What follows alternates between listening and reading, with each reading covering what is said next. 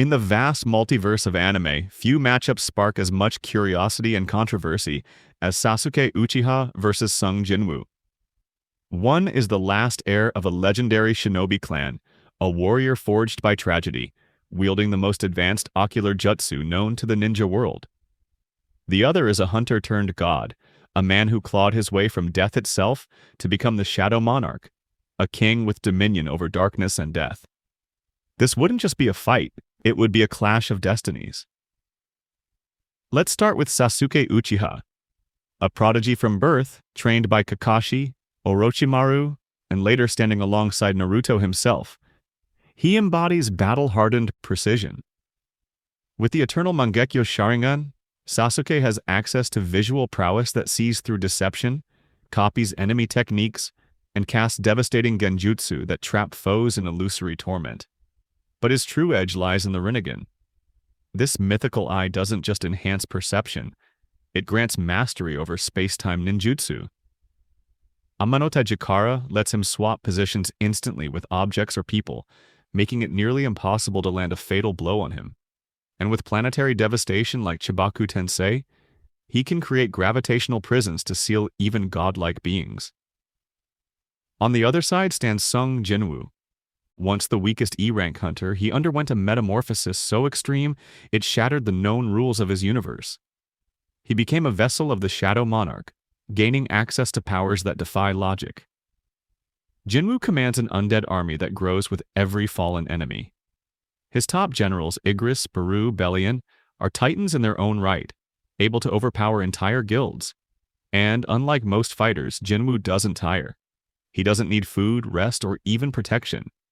He can regenerate, teleport through shadows, and rise again after death, stronger every time.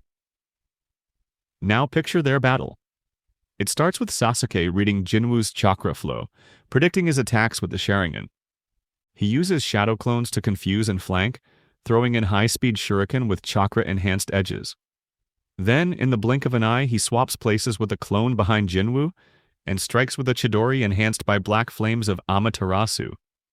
But instead of a fatal blow, the real Jinwoo emerges from the ground behind Sasuke, his shadow serving as a gateway, and counters with a flurry of blades from his summoned warriors.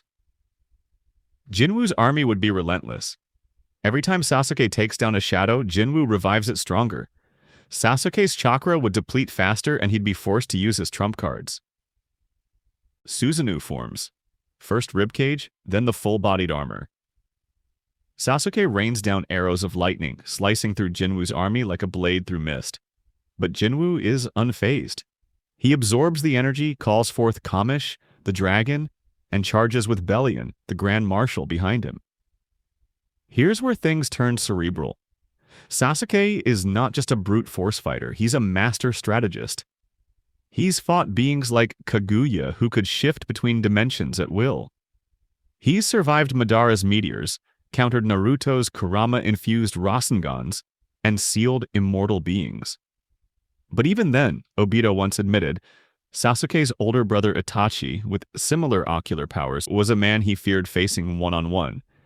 And Sasuke inherited even more raw power than Itachi ever had. Yet Jinwoo's own rise is the stuff of legends. He's faced monarchs who manipulated causality, devoured time, and erased armies with a gesture.